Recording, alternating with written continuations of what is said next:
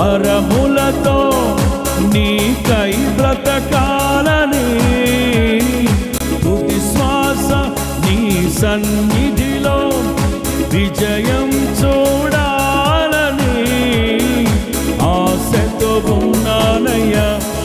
కరుణించే